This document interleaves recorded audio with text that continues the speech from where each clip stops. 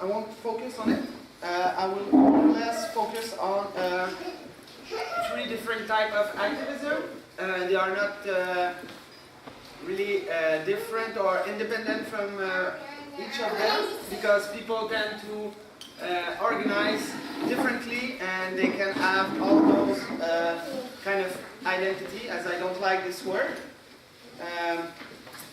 First, I would say that it is shaped by my experience as a man during those protests, and as a long-time activist. So maybe for other person it would be different. They will have some different aspect or different kind of things to say. So I divide this on 3 topics, or 3 kind of activism. The first I want to talk about is the feminist activists, because I think they were really important during the strike. And I'm talking about feminists, but not about women, because women were in all kind of struggle. They were not just as a feminist, and even the feminist activists had made a lot of other things. So I will just focus to be sure to give them what they have give us as a movement. Secondly, I will talk about the more mass activities or activism who tend to organize themselves within masses.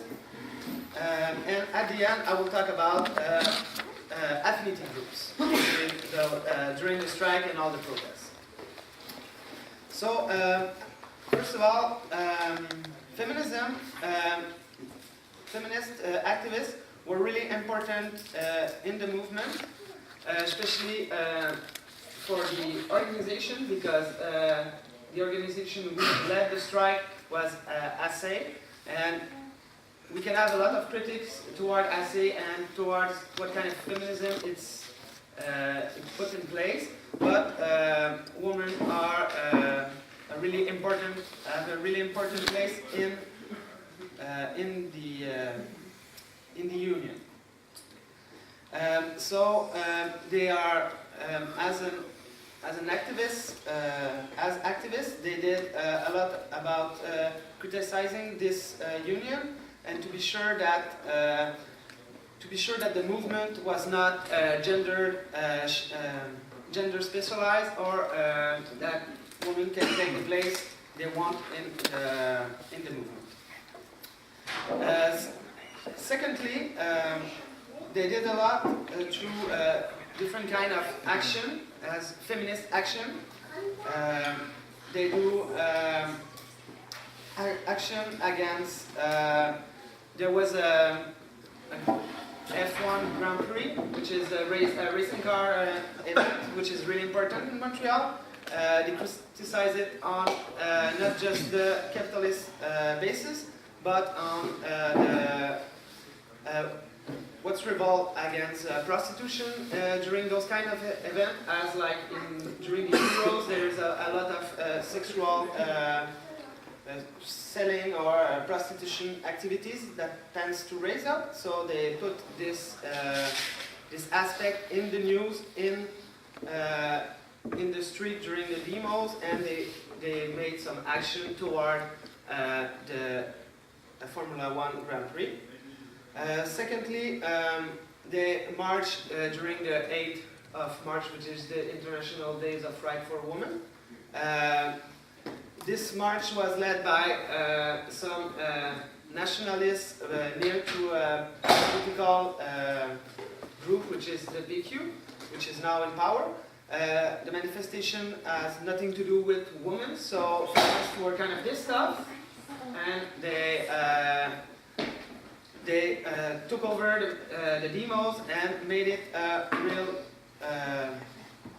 or I don't know. They put this demo a more feminist during it, and they even put they did direct action as they attacked a store of which is really sexist by all the advertising they are putting. So they covered it with stickers. I think I have one. here, which means sale pub sexist, which means creepy advertising sexist or dirty advertising sexist. Those were made by the essays, maybe the more famous stickers. We have it for like 10 years, and people, I saw even from outside of Quebec, those kind of stickers, they are really popular. So they attacked the store. Feminists did, they are organized demos against prison because there was the more repressed during the strike was 4 people who were accused of terrorism, and on those 4 there were 3 women. So they had organized a demo when they were in jail with fireworks and singing, so the people inside should feel that they are not alone and that there was people that was supporting them. So that's more or less what I wanted to talk about feminism. What we can see is by their action they shaped the very core of the strike with even discourse and action. Beside that, women could have played a central role in the movement. So now we'll more talk about the mass organization. I don't think we can see this as a distinction between communists and anarchists or socialists and anarchists. As for myself, I was involved in the 2 kinds of activism types. So those who organize on a broader level focus on mass through mobilization. They were the one who made the strike possible by going in campus for days. They put some structure, they were involved in the structure even if they don't think that those kind of structure can, even if they criticize the structure on their approach. They were creating temporary autonomy zone. As we can, in Quebec, we have a problem. It's because occupation cannot be held. So we have to organize differently. On that basic, we took back, during the strike, 2 times we took back our university for a certain amount of time, with which were with hundreds of people gathering at the university, serving dishes, playing some music, gathered some band, have a kind of party in the university, and at the same time we can transform those space that we use as an everyday to go to class or to do anything. So those kind of temporary autonomy zone could lead activists and just a normal striker to meet and discuss and have to share their common experience. They were really important at the beginning of the struggle. And on the other hand, we create a charivari, which was more or less like a demo, but more charivari. I don't. Do you know what that means? It's a common it was a common practice like 200 years ago. To so people, when they wanted to shame somebody, like more or less the rich in the village, they tend to disguise themselves. Women were dressed like men were dressed like women. It's kind of like a carnival. The carnival derived from charivari, but charivari has a political meaning, which is to shame the people that to accuse them and to do a kind of popular justice. So we organized those kind of charivari to take back the street when the power as suppressors the right to be in the street, so people could put some mask and wear costume not to be recognized. And people, when you do this, it's the first time that you put a mask during a demo. The other time it's less difficult. On the question of the mask and the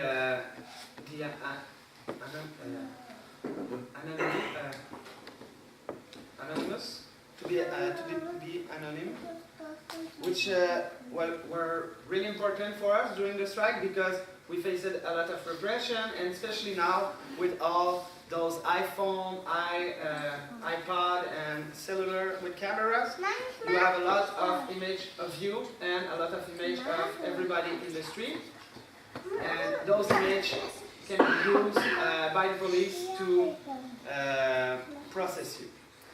So for doing that, we also organized to give people a lot of scarves and a lot of masks so they can hide their identity.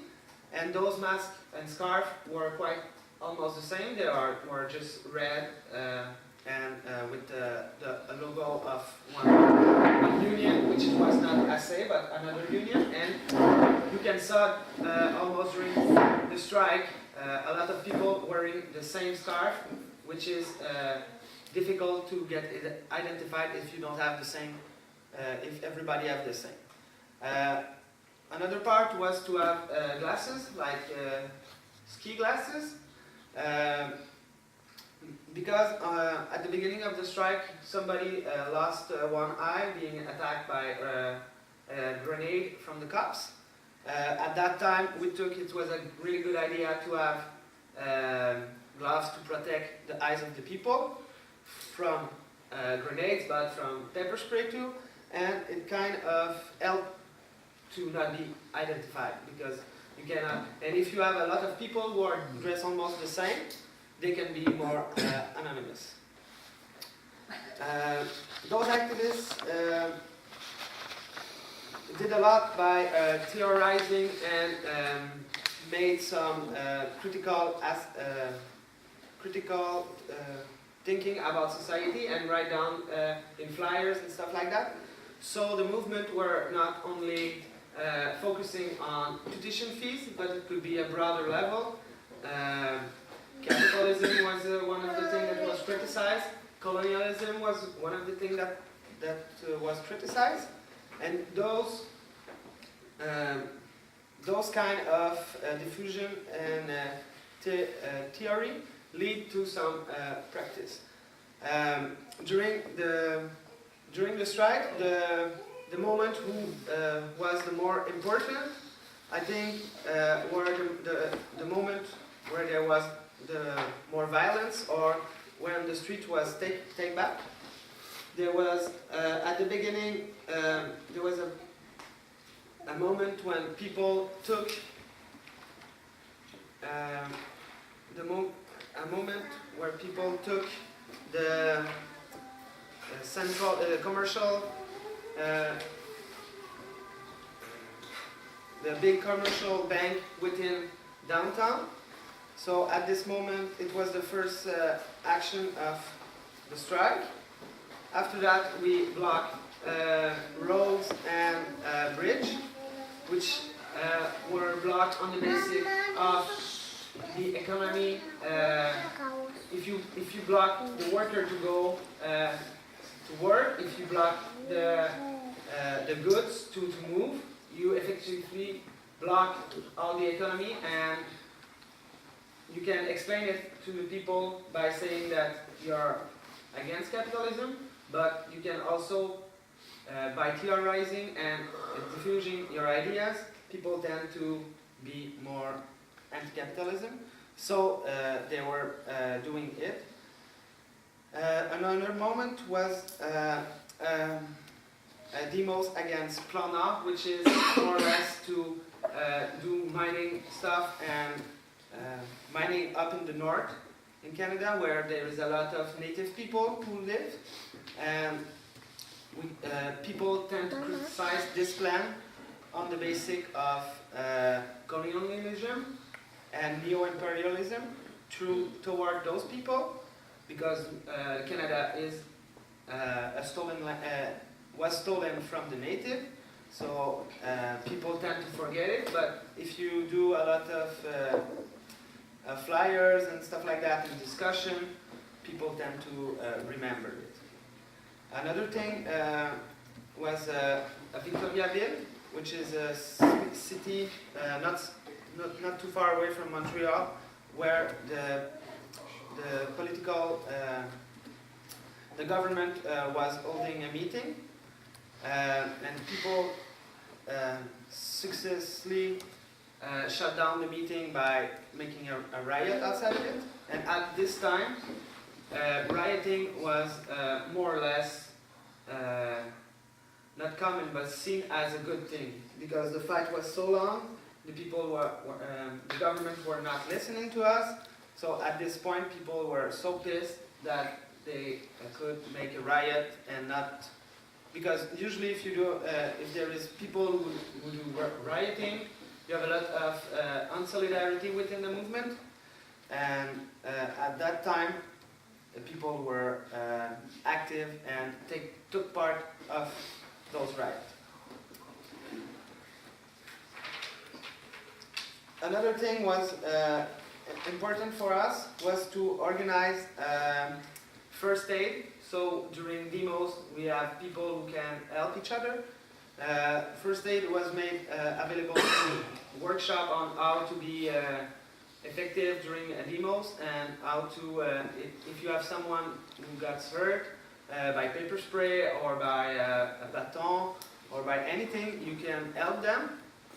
And that's helped a lot of us, because there was, like, at the beginning maybe 5 or 7 medics for within the movement, and at the end I think maybe 300 people made medic at least one time during the strike. And so people could not always be medic if they felt that they just wanted to walk, or if they wanted to maybe attack the police or do other stuff, they could. Because the people who are giving first aid during demos are mostly targeted by the cops, because they see them as important within the movement. So cops usually shoot at them with rubber bullets and stuff like that, especially when they are in the front.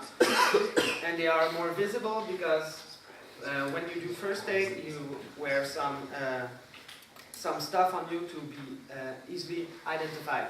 But it's good for us, but it's bad. It's bad because the cops can see us more.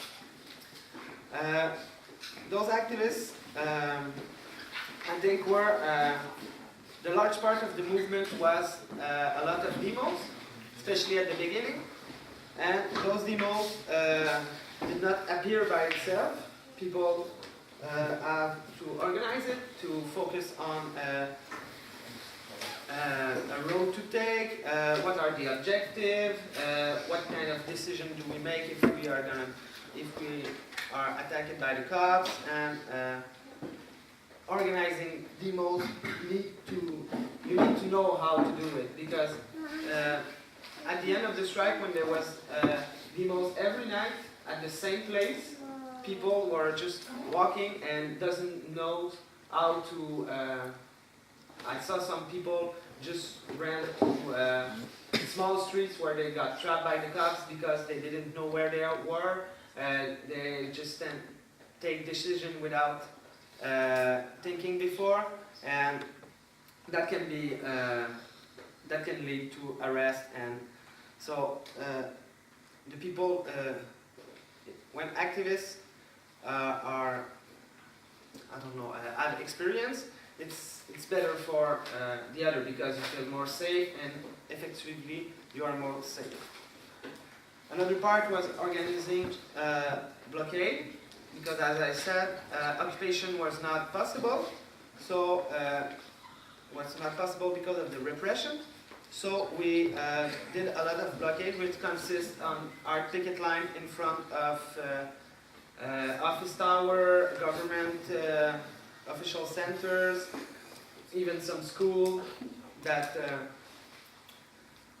even some of the, because in some university there is a part which are privatized and that are rent to private interests. There is no class within, but and so to put pressure on the government, we block those places too. And usually it's a place that they do private research within the university at low cost.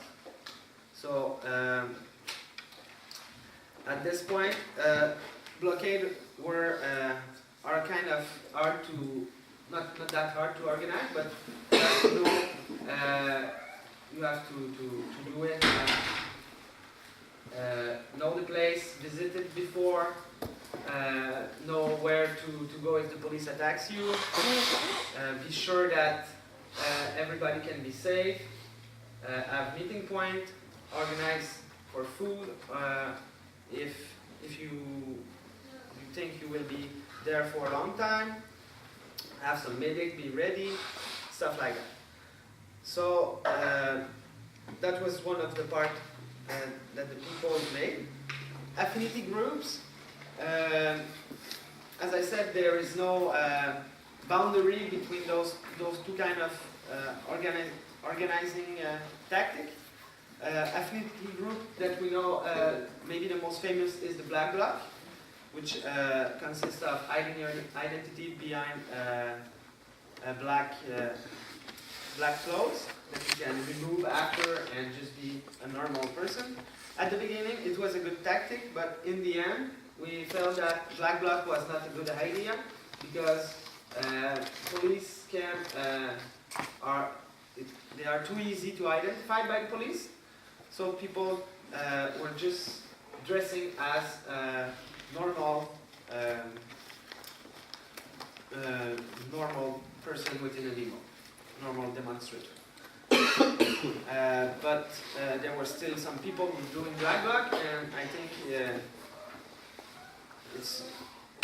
is not a better or a bad way to do it, but I think the other one have more advantage. The affinity groups organized the direct action as vandalism against offices, against government place, or doing just street art, which were where they put some like not just graffitis, but big